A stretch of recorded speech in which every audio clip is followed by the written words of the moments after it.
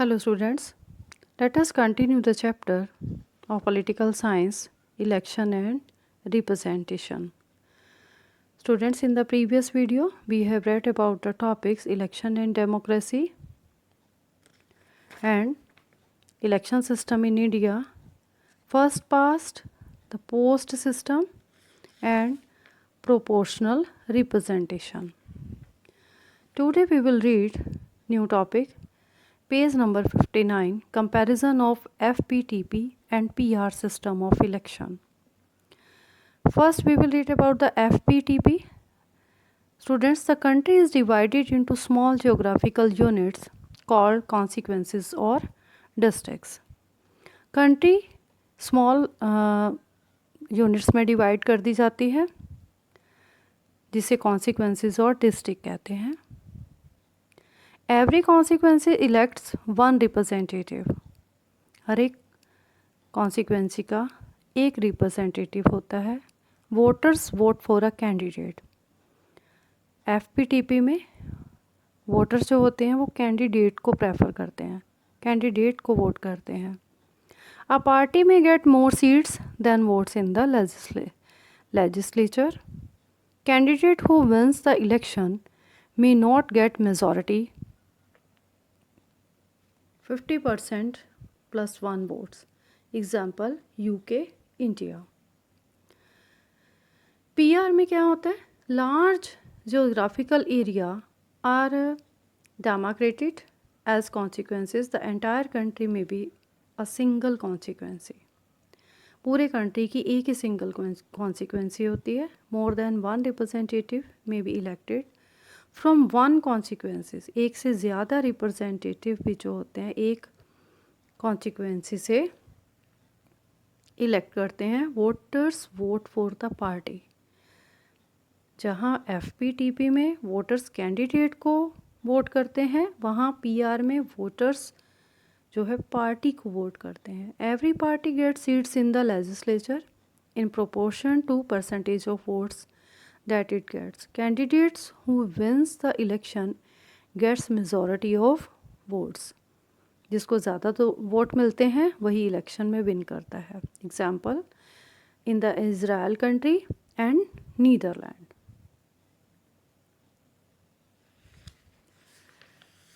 Next page number 60. नीचे topic पढ़ेंगे हम.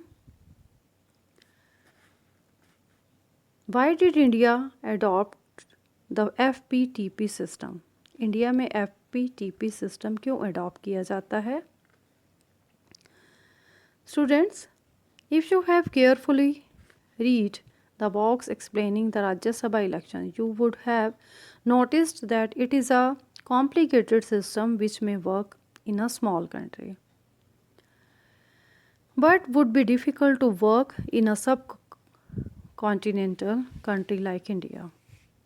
PR सिस्टम एक छोटे कंट्री में तो पॉसिबल है, लेकिन इंडिया जैसे वास्ट कंट्री में PR सिस्टम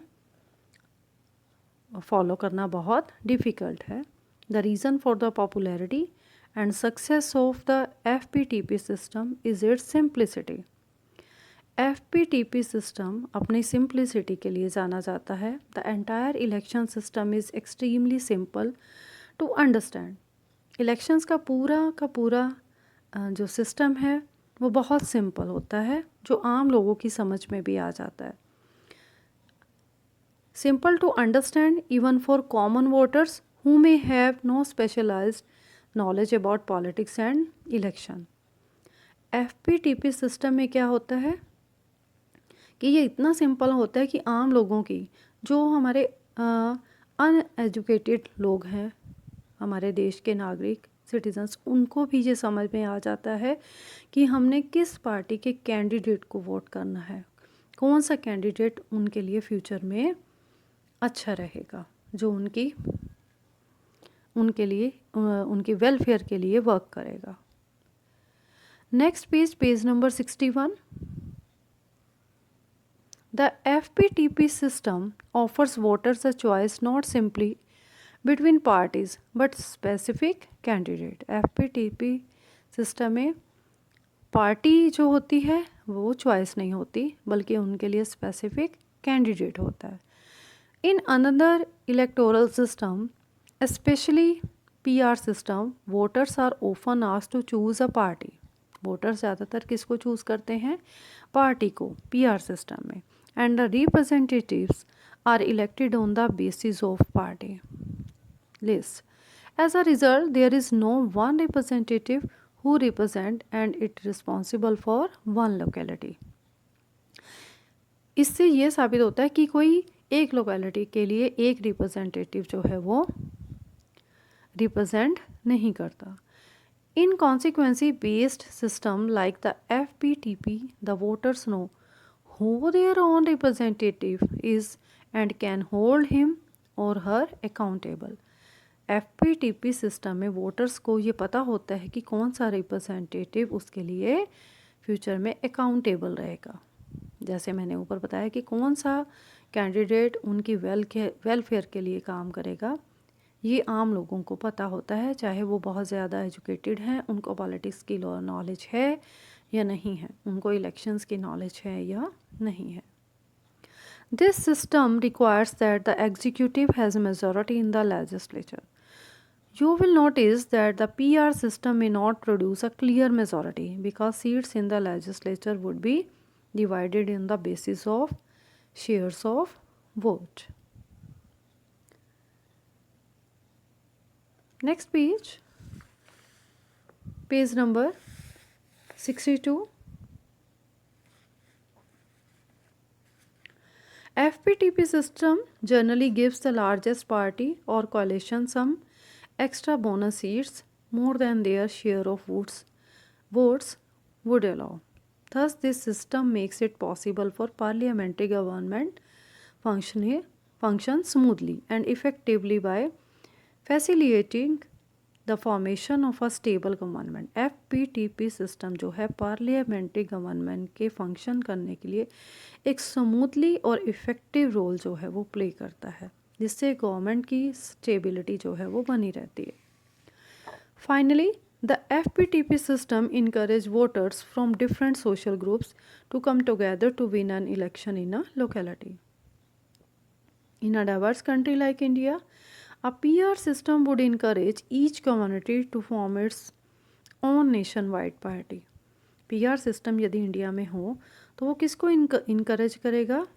हर एक कम्युनिटी को, जो कि अपनी ऑन नेशन वाइड पार्टी जो है वो बनाएंगे. This may also have been at the back of the mind of our constitution maker. The FPTP system has proved to be simple and familiar to ordinary voter. It has helped larger parties to win clear majority at the center and the state level. This system has also discouraged political parties that get all their votes only from one caste or community. Next page, page number 63. Normally, the working of the FPTP system results in a two-party system. This means that there are two major competitors for power, and power is often shared by these two parties alternately. After 1989, India is witnessing the functioning of the multi-party coalition. Means 1989 के बाद India में mostly multi party system जो है वो start हो गया, जिसे कोalition government भी कहा जाता है. Same page, next topic, reservation of consequences. We have notice that in the FPTP election system, the candidate who secure the highest votes in a particular constituencies is declared elected.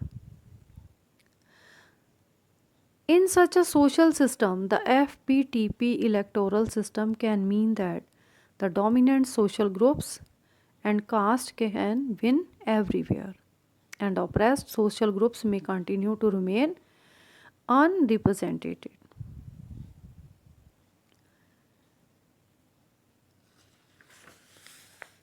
Next page, page number 64. There are certain social groups which may be spread across the country in a particular consequences.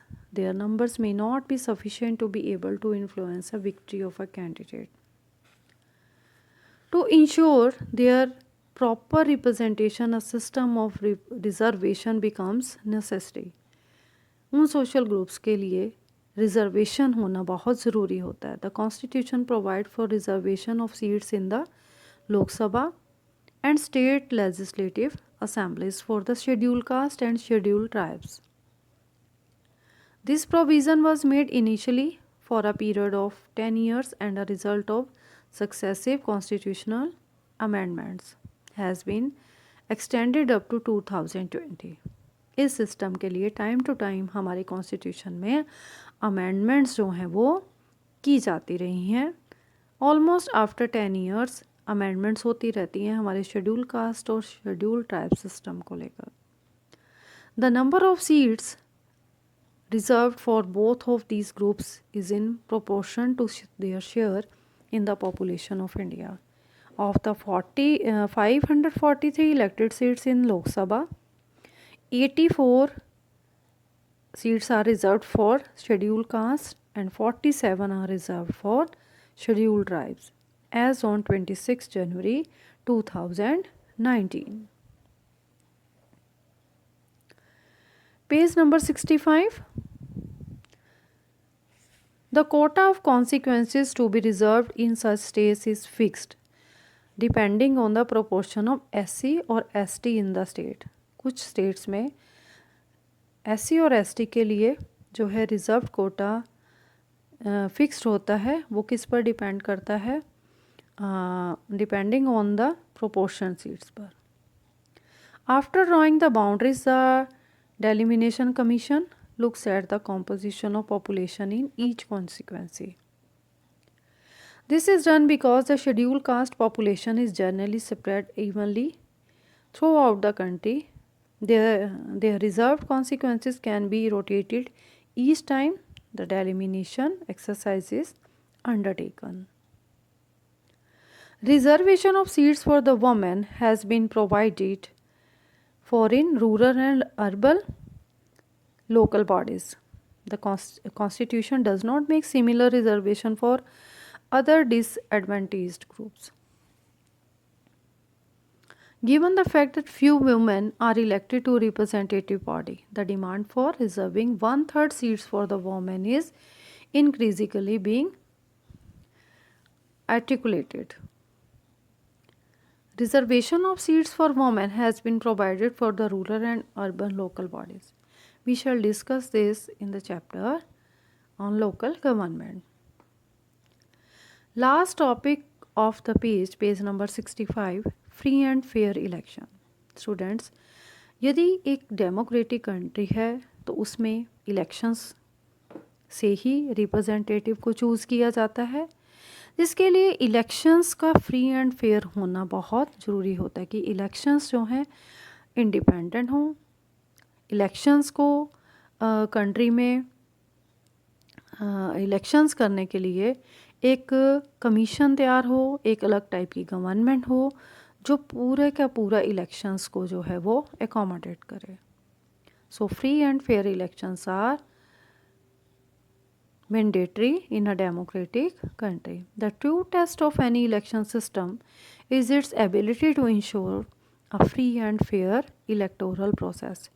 If we want democracy to be translated into reality on the ground, it is important that the election system is impartial and transparent. Means election system जो है वो transparent होना, transparency होनी चाहिए, सब कुछ खुलेआम. कितने कैंडिडेट हैं, किस एज के हैं, उनकी क्वालिफ़िकेशन, उनकी पूरी प्रॉपर्टी का detail, everything should be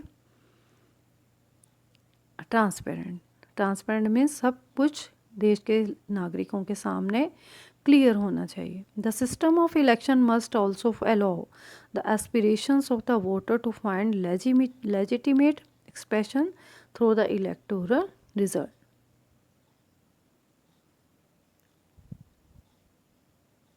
So students, I hope all of you have understood all these topics.